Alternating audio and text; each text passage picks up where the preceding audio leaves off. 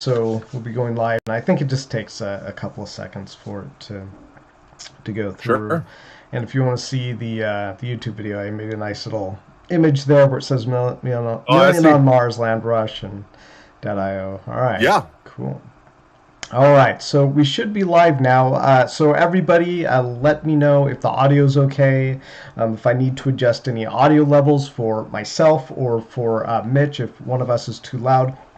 So I am Robert No. Chisardi, the creator of Blockchain Kingdoms. Our goal is to turn video gaming into passive income and paid work. And I have with me here Mitch, who is the lead designer on Million on Mars Land Rush. We're going to hear all about that, and I'm pretty excited because I didn't know a lot about it, and I found it, and then I was like, oh wait, like this actually has like gameplay done. There's like a lot of front end development. I can go in and play the game, and I was like, this is really cool. So I wanted to kind of pick your brain about where you're from, what you guys are doing, and kind of let people know the opportunities that are out there. You guys are selling your founders token right now for the game, and that's only going to be available for I think a couple more weeks. That's correct. Yeah, we're offering our founders token sale through October 15th. So it's basically a limited window, but it's designed to give people a lot of chance to sort of see what we're doing, see how frequently we're updating the game, looking at the progress that we're making towards our goals, our roadmap, and everything that we're trying to achieve before we launch in just a few number of weeks. Cool. So October 15th is going to be the last day people will be able to get those. Fuzzy Super Pie said that the audio sounds good. It's cool. Just let us know if anything about that changes. And I do want to have throw over like a little Q&A session towards the end here for people so they can ask any questions that they might be having. So why don't you go ahead and tell us a little bit about yourself, Mitch, and how you got Sure. started with Million on Mars Land Rush. Sure. So I've been in the video game industry for about over 12 years now. I got my start a long, long time back, actually at the dawn of free-to-play games. Back when they were starting to take off, I had just spent some time working in Korean MMOs a long time ago, and then I got my first sort of break at a company called Zynga, where I worked on Vampire Wars, and then eventually was able to be a designer on a game called Cityville. So I've been around since like sort of the beginning of the free-to-play social game era, and I've been traditionally working in, sorry, rather, have been mostly working within social games and then free-to-play mobile, where I spent like many, many years working on Invest Express type games and then inevitably idle games, which is sort of to me, the natural extension of a lot of those traditional free-to-play games that were really popular back in the early 2000s or 2010s. I think I And played then Vampire Wars. Just wanted to say. Go ahead. Go ahead. it's entirely possible. Yeah. It's funny enough. My time at Zynga back then, like even though it was essentially my first break as a designer, it was also where I met the CTO of our company, Eric, who I'm working with today. And in that sort of long history and him and I knowing each other and having a long working relationship of talking about games and maintaining our connection and building even a friendship, of course, over the last better part of a decade is allowed us to come in and really hit the ground running on this amazing team and project that we're all sort of working towards. Nice. And Uh, how did you get started with the Million on Mars Land Rush? yeah, so a few months back, I was starting to explore and looking for new opportunities. Eric and I had been talking for several weeks, largely about this emerging space of play to earn, about NFTs as they were starting to take off. Him and I had started to we kind of reconnected inside of Clubhouse back when it was taking off in the beginning of this year when like, Mm-hmm. when everyone was still locked down on the pandemic and Clubhouse was still only on iOS when it was going super super viral. And I had mostly just had this feeling like everyone on Clubhouse was talking in circles and wasn't really like understanding some of like the bigger picture notions of what I think is possible in this space. And it was a lot of people like largely speculating, but not really like trying to move the conversation forward. So I kind of grew tired of being in a lot of those circles and really kind of wanted to get deep into things because I see this as really the what I call the third wave of games in the way that we started with a wave of at home and console based video games. We then moved into a service-based version of video games, and now we're moving into this model in which games themselves have a economic either investment return or a sort of self-sustaining like player-paid economy model, which I think is a really, really novel and interesting paradigm shift that we haven't seen and we haven't seen before.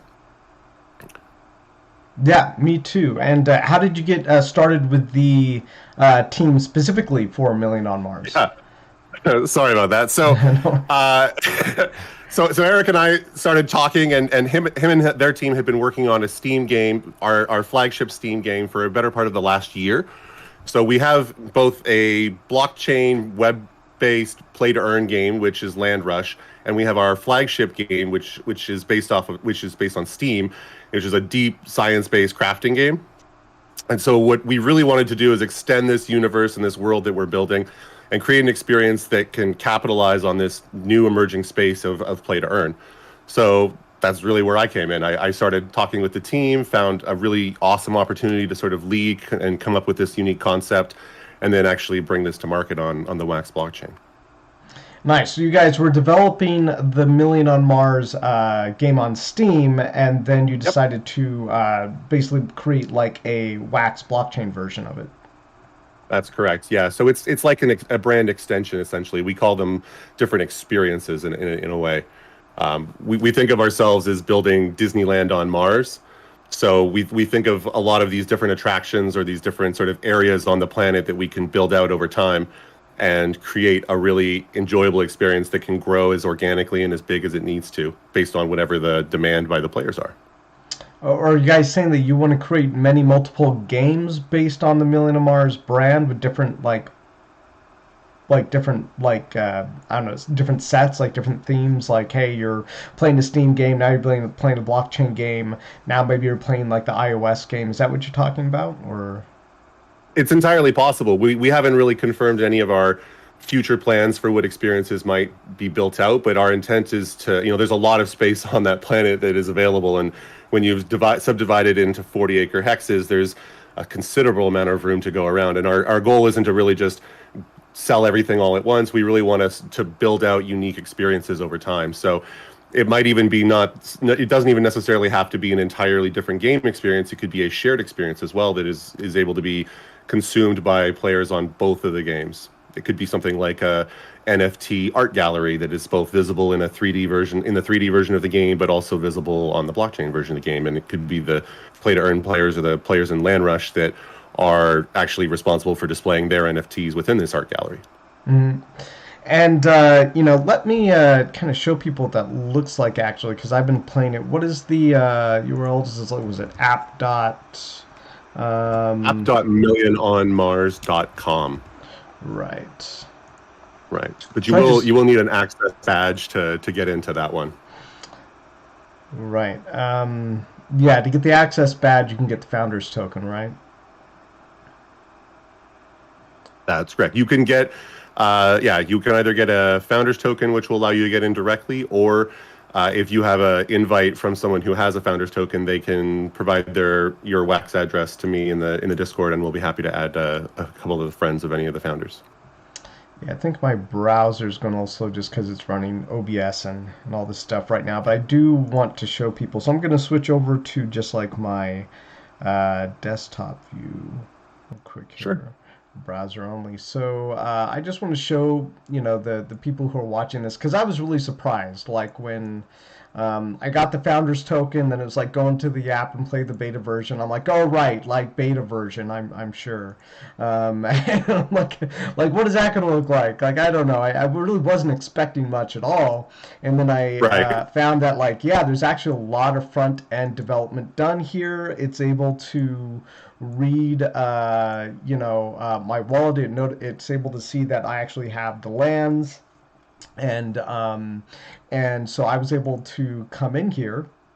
I was able to build a bunch of these buildings, and I'm sure I can claim like some water here, and And so I think all this is happening on the front end, so it's not actually on the blockchain yet. But it's really amazing to Right. see that you guys actually have like this whole interface done, and that there's been a lot of work been put into this. And like I was just like, holy cow! Like I really wasn't expecting that when I bought the founders token. I mean, I Yeah. bought the founders token because I was like, oh, like this looks early, and it sounds like these people are actual game developers, because I saw you guys had the Steam game, and I was like, there are not enough actual game developers out here making blockchain games, and I thought that's going to give you guys an edge. I think a lot of people building blockchain games right now are just like people who had like a lot of blockchain experience, like making smart Yep. contracts or yield farms, and now they're just kind of evolving that. And I don't think a lot of them are really great developers, to be honest. So to see that you guys have this Right. experience as game developers and see what you've done so far, like really surprising. Like we can go in and we can see like the inventory, and you can scavenge, and there's a lot of these basic building blocks that are in here that make a big difference in having a lot of velocity in the game development. So let me switch back to the interview thing here. So that's what it looks like, guys. If you Sure. buy the founders token, link is at the bottom of this video to buy it on Lefty Blocks, and that will give you early access into the game, into this beta stage. So, like, how long have you guys been working on that to get that far? So the design for it has been in the works for several months. It's been sort of iterated on from a very basic concept level. My goal was to always come up with a relatively simple and fundamental core loop for the game that is easy to play, easy to understand. It's meant to be familiar if you've played any kind of sort of simulation type crafting game, or any type of even idle game in a lot of ways. It's meant to just be a simple timer based game, and to create a lot of the core pillars that we're going to be able to build and grow on top of over time, because our goal isn't to just stop here. This is purely the very, very first step that we're really working towards, and there's still a couple of key systems that are missing in our current version that we are intending to building out over the next several weeks before we fully launch the game, because it's really critical that the actual economy itself be fully driven by the players, and those pieces are not exactly in place yet, which is what our goals are over the next couple of weeks, and it's what we'll be testing with all the founders and all of their friends that we bring into the game as well. Nice. Yeah. I mean, this is so rare to see like a blockchain game this far ahead in terms of like, I mean, you guys just showed up to me. Like, I mean, you guys have only sold like 100 of those Mhm. tokens so far, and I'm just like, that's crazy, because you just look anywhere in the space, and some of the, I think there's another game called Space Heroes, one of the top ranking games on the Wax blockchain right now, or at least on Atomic Hub, and I'm like, they've done a lot of work, and they do a lot of promoting of themselves and things. So it's not to say that they're bad in any way. I actually think obviously they're doing Right. something very right, but they're not even as far as long as you guys are in terms of like development of your platform. I mean, obviously I don't know what's going on behind the scenes, and I've spoken to the Atomic Hub founder. Jonas one time, and I was asking him about the other games that were advertising on his website. He was like, yeah, a lot of these actually, if we advertise on our homepage, they're pretty far along, just people don't see it. It's behind the scenes. So I don't know what's Right. going on behind the scenes for a lot of these other games, but just to see you guys just, kind of like show up on my radar and then you're this far along, I think, speaks multitudes to the potential that you guys have for this Yeah, NFT gaming absolutely. market. Yeah, I mean, we've prided ourselves since the beginning with this notion that we don't want to sell something unless there's an actual game to play. Hmm. And this is something that we've really tried to strive for as much as possible. I would say we got pretty close. We might have missed the window on our opening founders token day by a couple of hours. We had a couple of things we had to make sure was working correctly, but now things are really running nice and smoothly. We have a nice solid process in place, even for bringing in non-founders token holders. If there's certain people that we want to bring in to check out the game, we can give them an access badge as well, which has been working really, really well.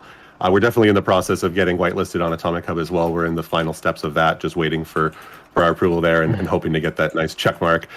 They're really critical on wanting to make sure that teams are not just legit, but are also implementing the right kind of smart contracts and functions necessary to be operating on the blockchain. So I'm confident they're going to see that Oh, our intentions are very clear. And I've also tried to make it really clear with them that we have no intent of selling packs or any other items until our game is fully ready to launch. There's nothing else that we're selling except for maybe our soundtrack, but that's just something for fun for anyone that wants to listen. Yeah, I mean, just after speaking to Jonas, I mean, I'd be very surprised if he just wasn't. Oh, like, yeah, like, please, like, get a whitelist, because we don't have enough of you guys over here. We need more of you, and I think they get so many of like the fraudulent people that, like, they're probably just like barraged by these fraudulent like whitelist requests and things, and so they're just like, I just imagine just one of them going, oh, there's another fake one, another fake one, another fake one. So by the time the legit one comes up, they have to be like, I think that's a real one, So it just might take a little bit, it does. I think it can be a process, but I mean, just how far along you guys are. If you can get a hold of a real person who looks at it just for a second, they'll see that you guys are really. That's what I'm hoping. we're certainly very committed to shipping. We're planning out to build, and it's really only the beginning of where things are going to head after that. But we do have also some promotions in the works that we're going to be launching this week for people who maybe want to earn a free Founders Token. Ooh. Yeah, I got one of those. I won your you won one giveaway. Of our last ones. That's right. Yeah, you won really the last one. Yeah, I was like, that never happens. I've never even gotten a mythic out of it. I bought so many card packs. Like, I can tell you how many card packs I've bought. I've never gotten a mythic. I've gotten like maybe, I don't even know if I've ever gotten a legendary, really, like from one of these packs. I was stunned. I was like, oh my god, I won something. Look at that. Yeah, for sure. Yeah, it's been really exciting to see the excitement and the energy between everyone who's been checking out the project. The campaign that we're hoping to launch this week to draw up some real excitement is to coin a new fun, hopefully viral phrase of ink to own, in which we could allow players to get a tattoo of our metaglyph in order to earn a free Founders Token. So wait, you're gonna offer a reward for people getting a real tattoo of your of what do you call that logo again? We call it the metaglyph. The metaglyph. It's our that's what our logo is referred to as. But yeah, we're trying to think outside the box and come up with some really creative ideas to drive not only opportunities to get a Founders Token, but of course to create some really fun and exciting content that we can use to promote the game as well. Well, I'm sure there are people out there thinking right now, you know what? I've gotten tattoos for worse reasons. Absolutely. I mean, there's other places that do tacos for life, right? So, and I should say we're not just offering that to players. There's our CTO Eric is also planning on getting it done as well. Oh wow! And so we're equally as committed. Yeah, and who knows? Like I've been telling people before, I bought these Gala nodes from Gala Games, and I was telling them, hey, I think this token could hit $1 by next year, and now like it's almost at 1/10 of that now. Just went up another 5x, and so it needs to only go up another 10x until it's finally there.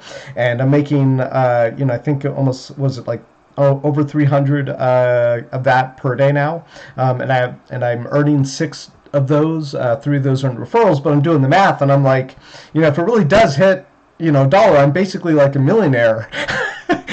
If I just save for save those tokens for like another year or two, like I'm basically like a millionaire off of these nodes only. So why not? If someone gets one of these tattoos and later they're like, yeah, like this tattoo made me a millionaire. I think we're still in that space where there are certain projects that are going to be making people into multimillionaires. That's why I'm here, is because I think that I think every project's different, but I just saw that happening. I was like, there's eventually going to be, NFTs are going to be digital properties that are so valuable in the future and came out now at like affordable value, and we see it all the time. I think Farmer's World, I bought one of these things for like $50. Not even, it was like $20, and now it's almost like at 400. And I sold it, I think, for like $100 profit, but now it's like almost like 4x from there. And the other things that I bought before then are almost 10x from there. So and we see this happening where I keep telling people, go to IGN.com or like any of these major gaming publications that have Yep. been around since forever, they're not talking about us. They're not talking about Wax. They're No. not talking about this blockchain. It's not on their radar yet. We have not even hit close to critical mass. We're like Bitcoin before it even hit the news back Oh in yeah, I the mean, early. traditional gaming publications have already declared NFTs dead. They declared it dead a few months ago. Oh, really? Oh, I mean, I I don't can know. see. I don't think we got the message, but that was what they did write. I read a couple of articles I remember a few months ago, like on specific sites, that it definitely declared NFTs dead beyond the typical things of just referring to them as scams or anything else like that. To be honest with you, I could see that for some art NFT projects, but I think the popular NFT CryptoPunks, some of these really popular ones that do the rarities. Curio cards. Do you know what curio cards are? So curio cards predate CryptoPunks. Oh, really? They are not technically NFTs, but much more like fungible tokens in which they're print-based tokens, but they were issued and created back in 2017, just before CryptoPunks were released. And they're actually going on auction next month at Christie's, the full curio card set. Oh, no way. And so And do that's what I have a painting of on the back behind me, is my number 10 curio card that I have. no way. So yeah, my you're a wife painted curio the- card millionaire is what you're saying. Definitely not. Definitely not. I believe I really love the history behind those cards, and I like what they represent within this space. I'm trying to, I really like the notion of a path that you walk down towards the future. So a lot of the things about this card and what it represents, both from a perspective of the history in this space, as well as like from an actual like artistic perspective, are all really resonate well with me. What do you mean about the artistic perspective? Like, what do you find interesting about that particular art? For me, it's mostly the notion of walking down a path and looking towards the future. I've always really subscribed to this notion of like walking a path, and I've been a big fan of Ryan Holiday's book, "The Obstacle Is the Way," which is sort of a fundamental primer on stoicism, in which it makes it largely about the way in which you move, the path in which you move forward is by solving every obstacle in your way and choosing that obstacle in front of you and making your focus to sort of the point of getting around that obstacle is the way that you get forward and move down the path.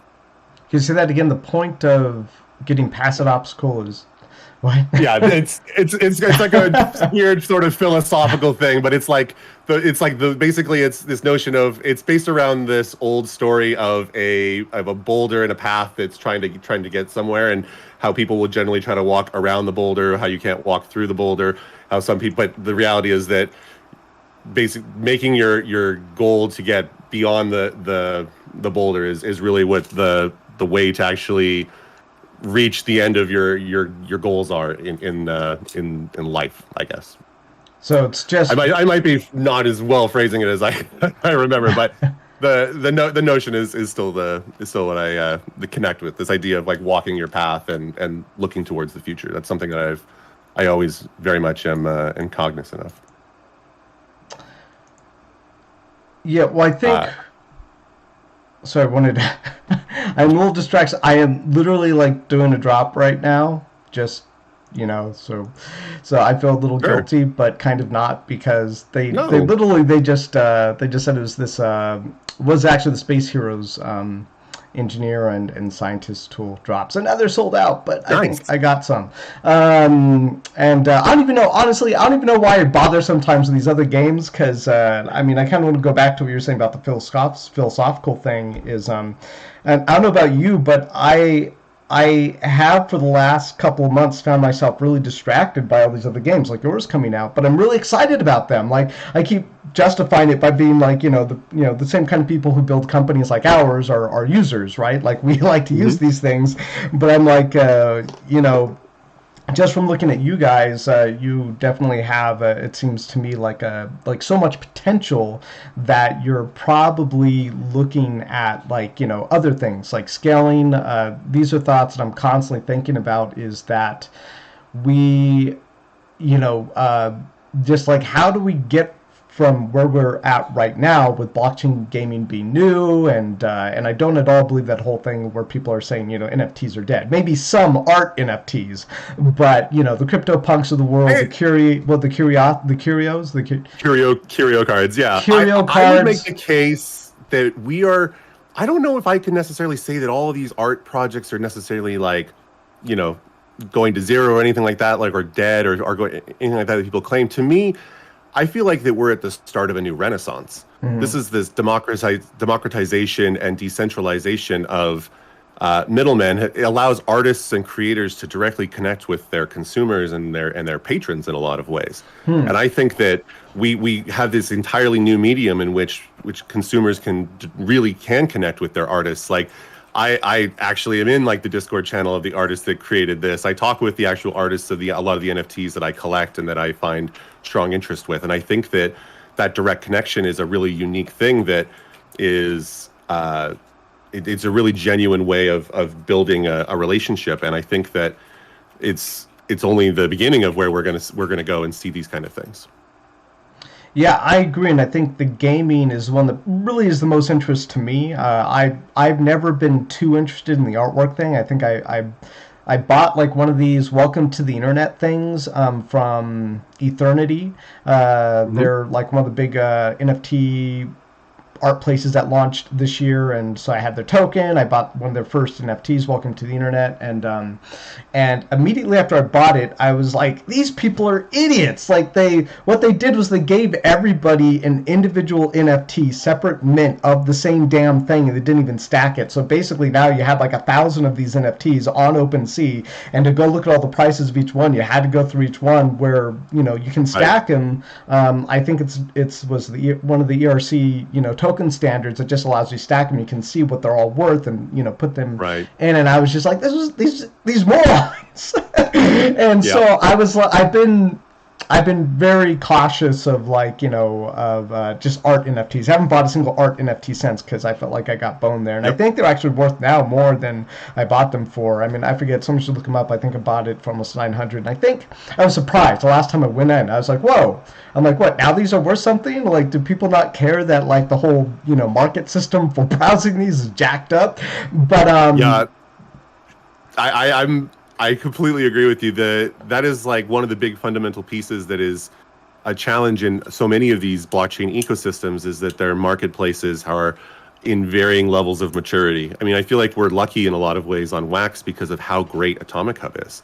Like, it actually is pretty good for browsing projects, for searching for NFTs, for creating NFTs. Like for compared to some of the other things that I was exploring and looking to use, it's a lifesaver compared to what it would cost if we were to try to mint on Ethereum mainnet, deal with gas prices on anything else. Or especially for the type of game that we're building. So like, we really want to build something where there's going to be a lot of NFTs, right? Our model is not designed around extreme scarcity like some of the other projects are. And I feel that allows us to ensure that the game is accessible to a lot of people.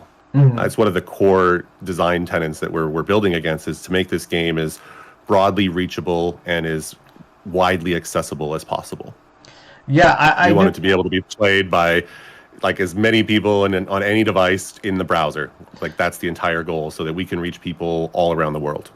Yeah, I like that, and it touches on a fundamental that I like about Nova Rally. I've interviewed Sammy Snake, who's the designer of Nova Rally, and what I really like about that philosophy is that it empowers the core gameplay to be fun, and sounds like you're prioritizing the fun gameplay over the monetization or the FOMO. There's only going to be 5 of these ever, so get them now, regardless whether or not the game's good. But if you can create like a core gameplay loop, then you definitely have something that is sustainable for the future and that you can continue building and growing on.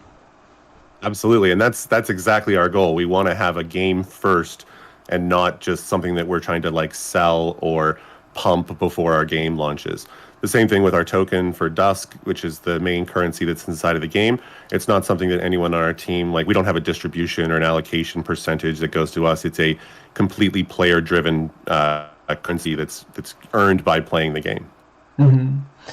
So So your plan is to make a fun playable game, not focus on like limited supply of tokens or those kinds of things. My Nope. my vision in that of like I do love to speculate on uh, NFT games and that kind of thing. One of the big reasons I get involved is because I love to speculate and look at the future value of the things I'm buying right now.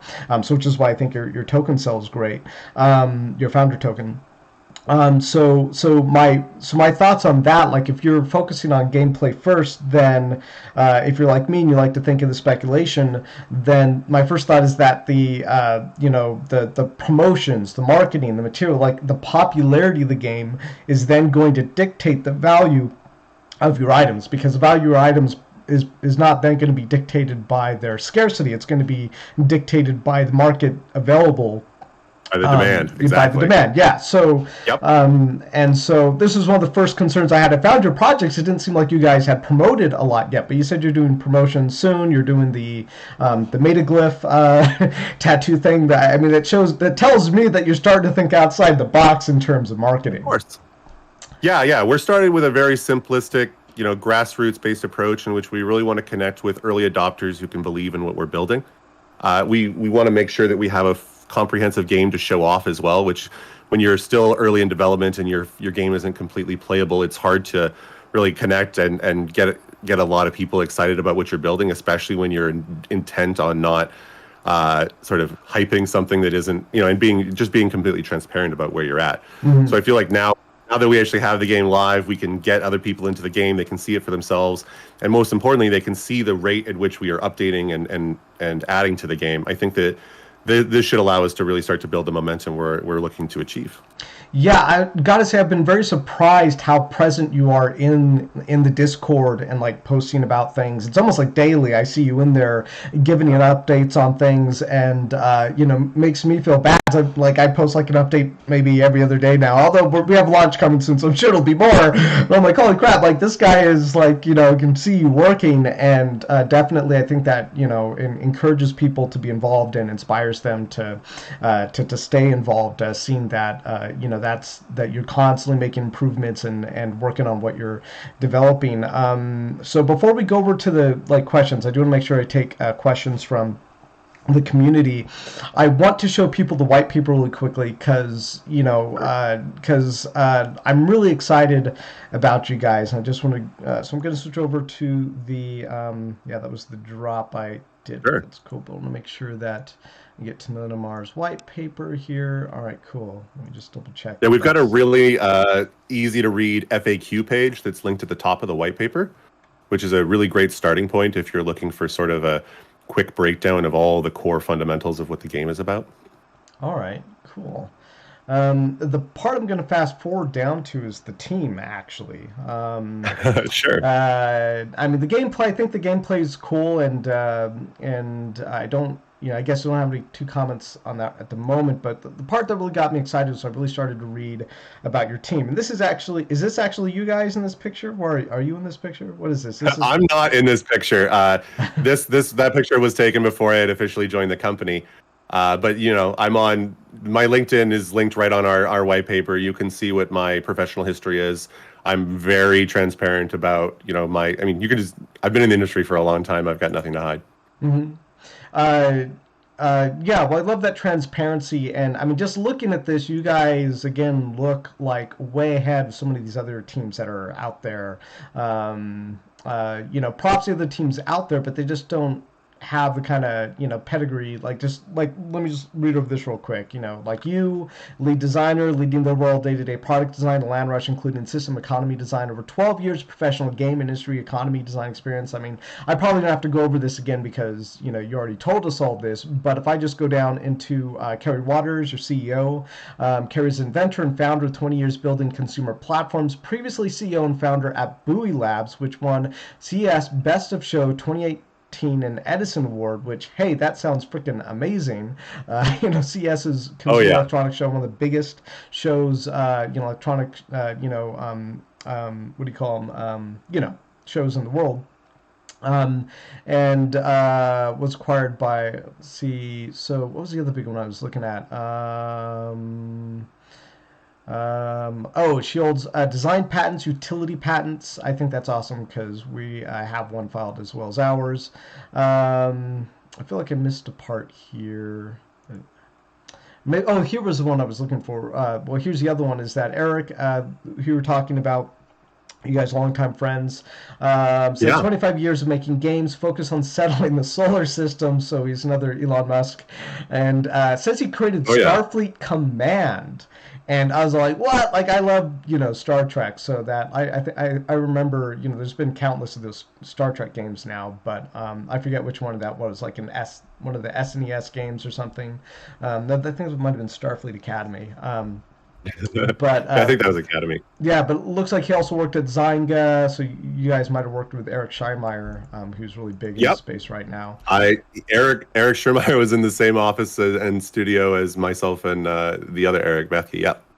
Wow, and Mhm. and so and then you guys have the back-end architect. So, but really, like the three here really just blows me away. Like you and your CEO and CTO. I mean, just the pedigree there.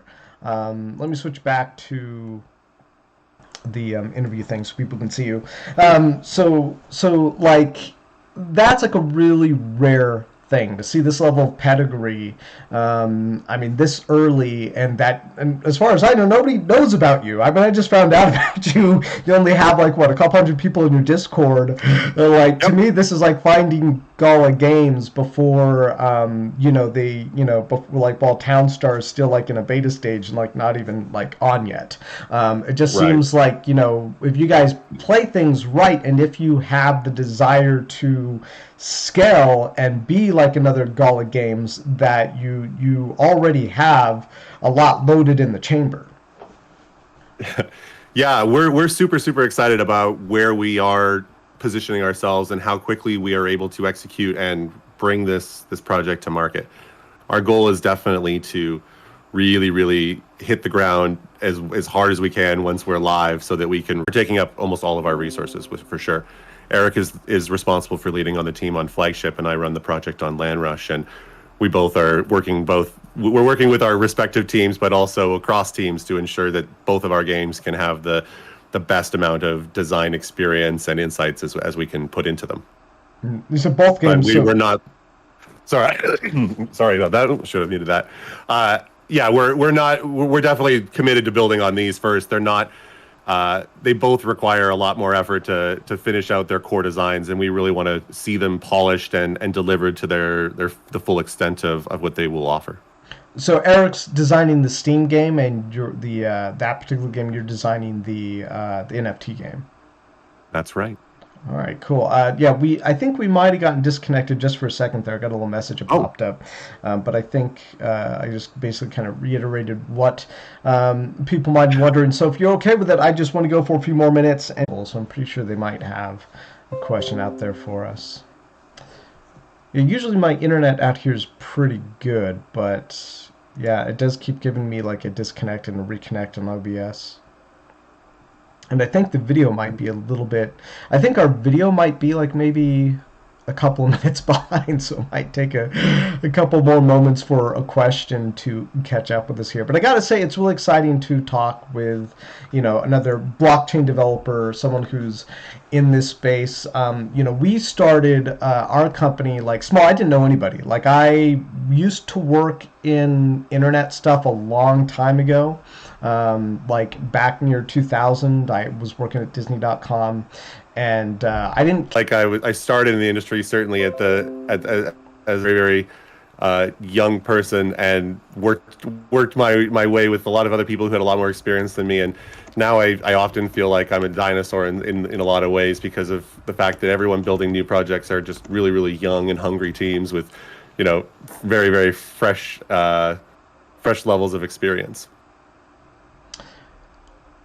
Yeah, and yeah, that was it was a long time ago, but I just don't have this experience a whole lot of talking to someone else who's now in this same space that I am, and you're probably a little closer to my age, which maybe in this industry now is like makes us like the old folks. Because I was talking to Jonas, like the first the founder of one of the founders of Atomic Hub and PGG, and the first word out of my mouth was like, "Oh my God, you're so young!" Like the guy must have been like like grade school or elementary school when I started when I started out in the internet, like, and now here he is, and he's got a bigger company than mine. And I was just like, wow. Yeah, so they're saying it is kind of dropping out occasionally. I think we're having a pretty decent connection right now. Let me see if there's any questions. Yeah, I'd be more than happy to answer any questions. And yeah, I often jokingly refer to myself as a boomer as well, just as an easier way to self-deprecate it, just make things light of things, because I feel like anyone who is over 25 is basically a boomer these days to anyone who's a lot younger. I guess I can see that. I mean, I remember what a boomer was, but now if it's just like a name for an old person. Yeah, we're just all boomers. You just get used to it. It's like whatever. No, I'm just kidding. Yeah. I asked them in real time here if they have any questions for you, and Xander C said, "Hey, Mitch." Oh yeah, I'm going to be doing some stuff with Xander as well in his community later on this week. Cool. What did you just say last? Sorry, I know everybody else probably heard it, but. Oh, no worries. Yeah, I was going to say we're going to be doing some fun promotional things with Xander and his community as well later on this week. Oh, cool. Looks like we do actually have some questions coming in finally. Yeah, real quickly, what is Xander's community? It's I think he can link it inside the chat. He has a Twitch community for play to earn gaming things as well. Oh, cool. Yeah, go ahead, Xander. Share that with us, and we can check you out. We did get a question here. Fuzzy Super Pie said, "Is there an estimated timeline for when the game will launch in full?" And on their own work that they're doing, but they'll be able to actually create an order in the system for another player to spend their stamina on and basically be hired for that activity. And then that will take out a small fee out of our system, but it allows an actual player-driven work economy to start to be formed.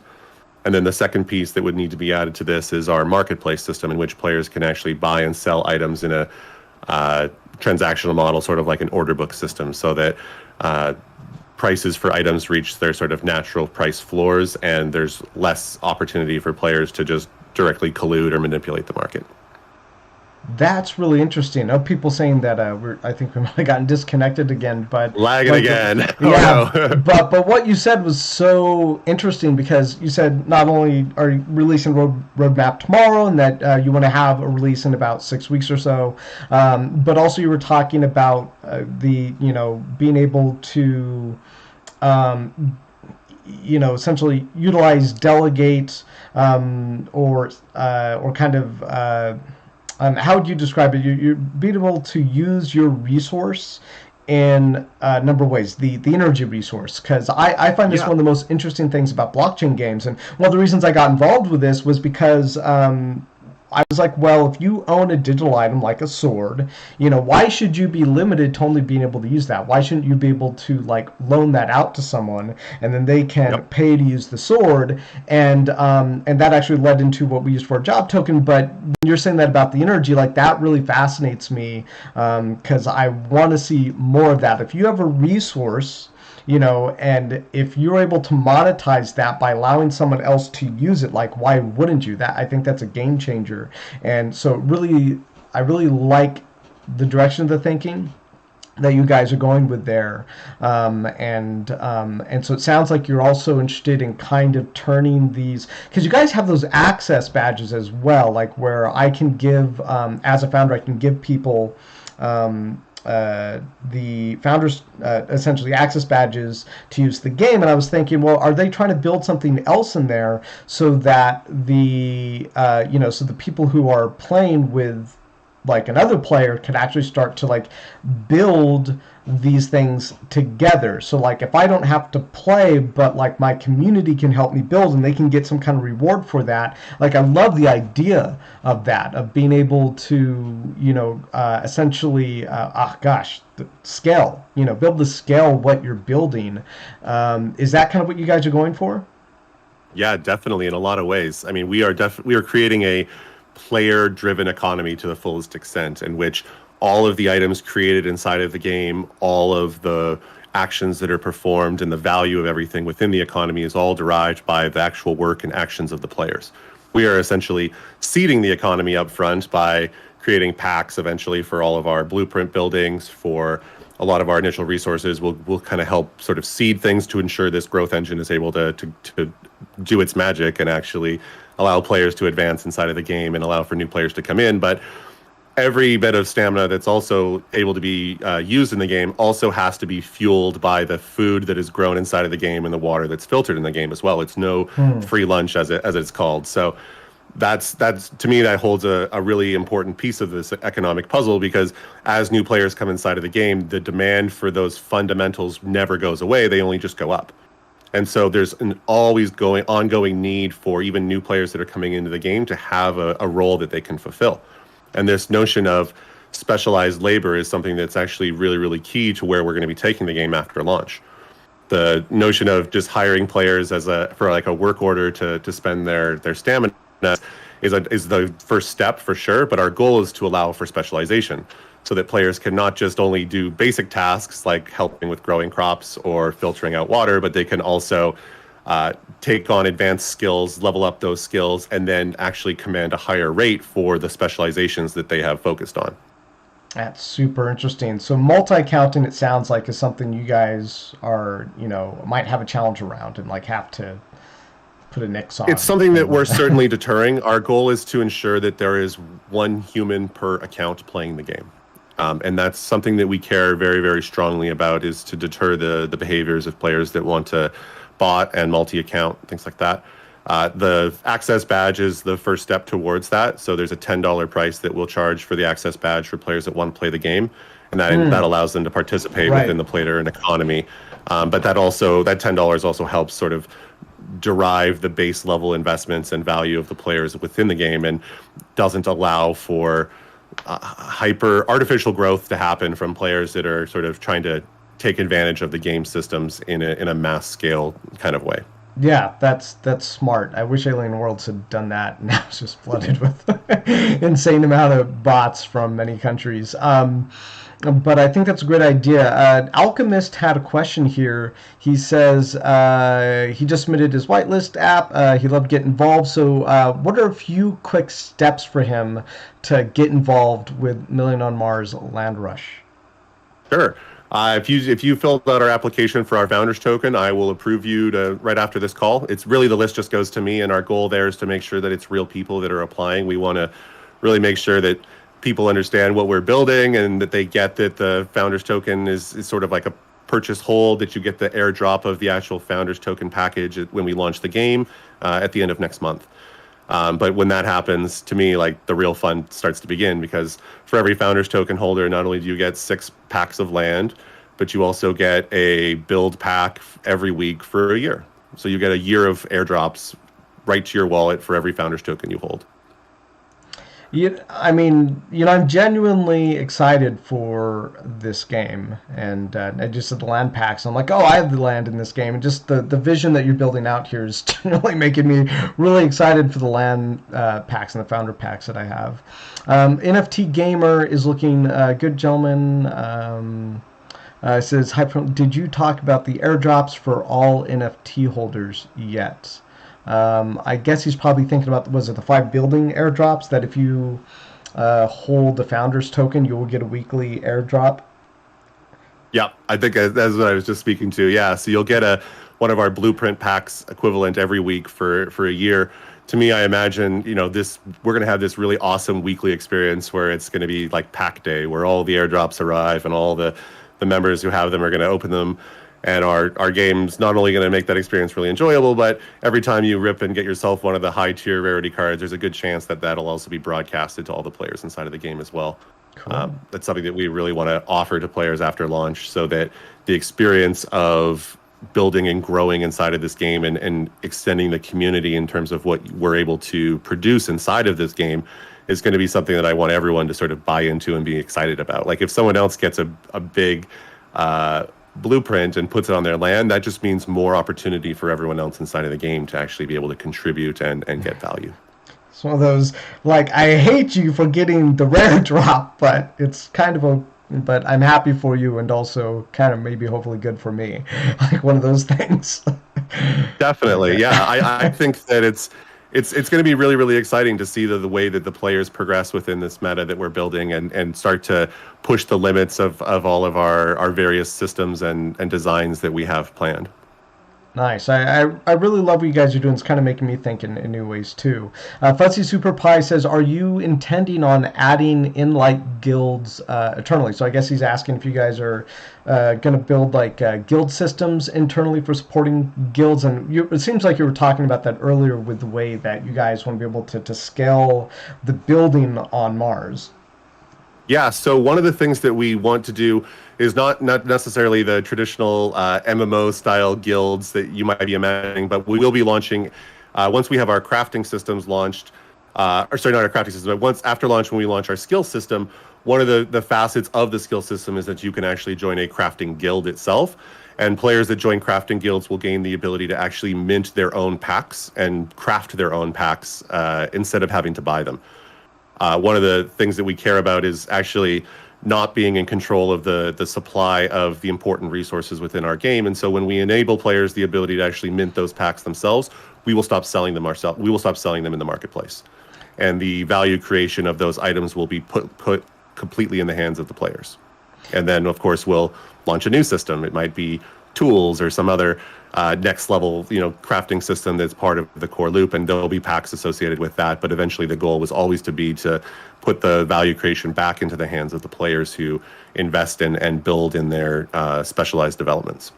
That's one of my favorite concepts for blockchain gaming. So I'm happy to hear you say that is being able to put the value creation into the hands of the players, and then as long as the game is popular and people play it, and your user base grows, well then companies like yours and mine are able to profit from that, just from being able to service people rather than trying to sell them a bunch of things that they may or may not want. Absolutely, yeah. I mean, we will have no shortage of other fun things that we can offer to players in a ongoing manner. We don't necessarily need to build the core of our business around selling packs forever. Mm-hmm. To me, I have a lot of experience working in live service games and free to play mobile, so running a live ops driven experience where you have new content releases, where you have seasonal content, where you have themed events, and continue to also advance your core systems and features is just sort of the norm for what I'm used to building. And it's no different for what I want to do for Land Rush as well. I very much want to have it feel like a live, breathing world that is always changing and evolving over time, so that everyone wants to stay invested in growing and building this economy as we expand and grow the game. Yeah, I mean, just your background is perfect for this. Perfectly, sounds like you guys are going to be putting in things that I felt I've been extremely missing from the NFT gaming space. Because, I don't want to give too much away, but we're doing some things on our side where I was like, what's missing is you log into the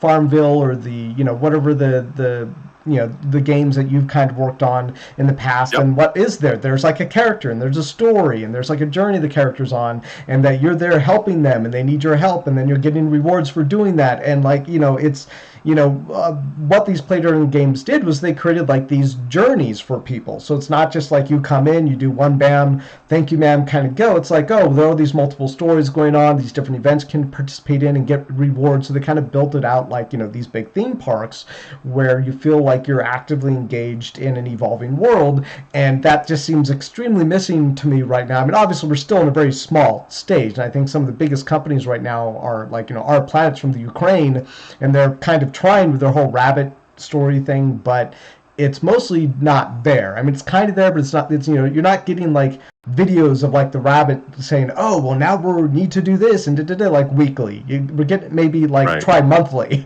That's not tri-monthly isn't enough. It doesn't keep people engaged. So Yep. to hear you say that Yeah, they even weekly is recognize not it. enough for me.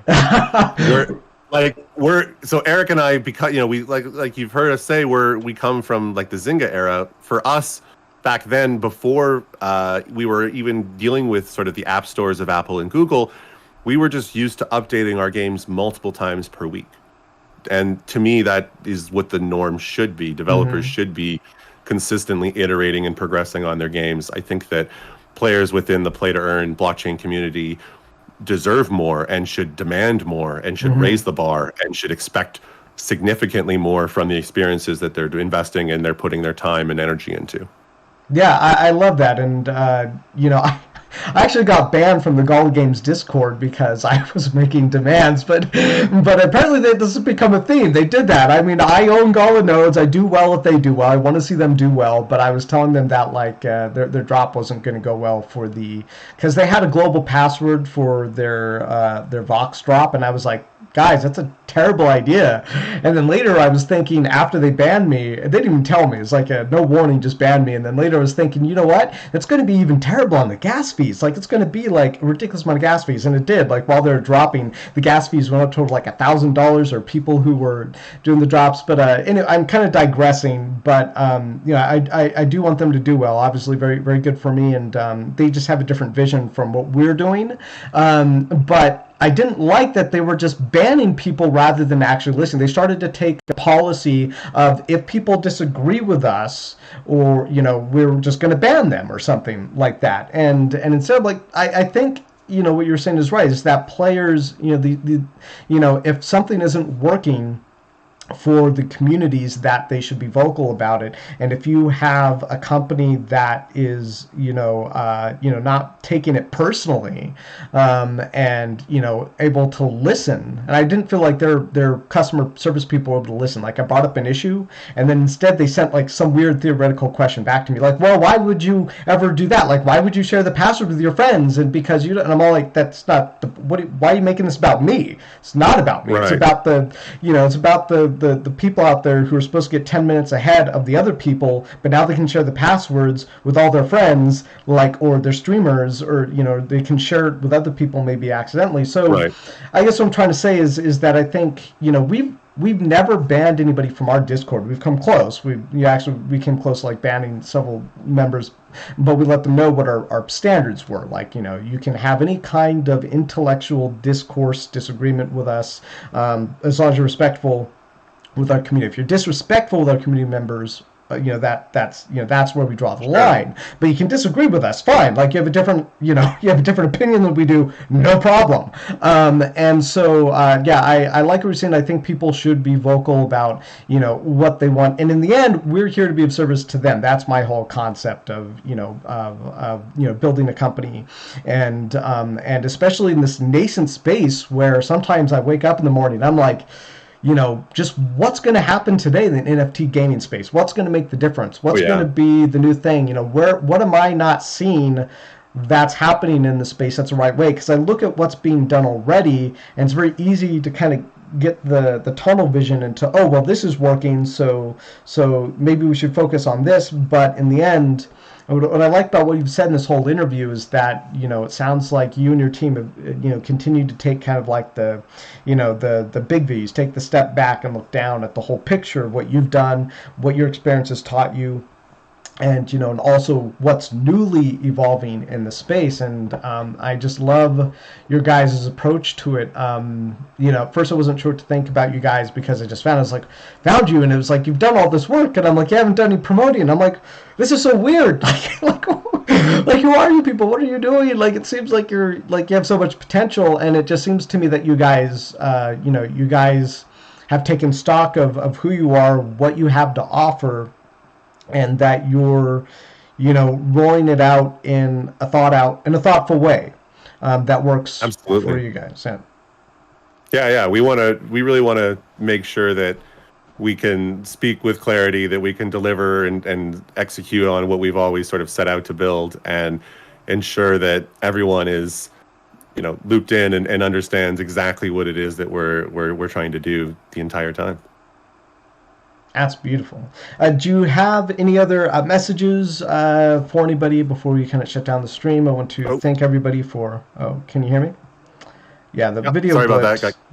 Yeah, it's all right. We're still here. I know. Hopefully, we didn't. I don't think we've had connection issues with OBS for a while. So, but yeah, I mean, I really appreciate having you here. We'll go ahead and shut down the interview. But do you have any other messages? Anything you want people to know? We have the link for the Founders Token at the bottom of this video. Your white paper, website, Discord, all under this video. But anything else you want people to know before we go? I think, if anyone has any remaining questions, things that they want to know, we're very, very open and eager to all feedback on Discord, or if you track me down on Telegram and in a bunch of channels as well, talking about the game. We very much care about building this game alongside of the community and the players that are going to be a part of this. And so we want to make sure that we're listening to everyone and that everything that we're building is very much understood. Beautiful, beautiful. Well, thank you so much for joining us and sharing your time and your company with us. And I'm really excited. I'm 10 times more excited for this than I was before. I got really excited after I won that Founders Token on the giveaway, and, I bet. And I was like, yeah, let's do an interview, Mitch. It'll be great. And yeah, I'm just 10 times more excited than I first made this video for you guys. I can't wait to see what comes next for Million on Mars or Steam app. And especially the NFT game, because that's really my jam. So looking forward to the next time. We'll get another chat with you, another milestone. And definitely, yeah. Let's find some time to chat as we get closer to launch. I'm eager to continue updating the community and everyone who's following us and what it is that we're doing. All right, everyone, like and subscribe, and we'll see you in the next video. Thanks so much for joining us. Thanks.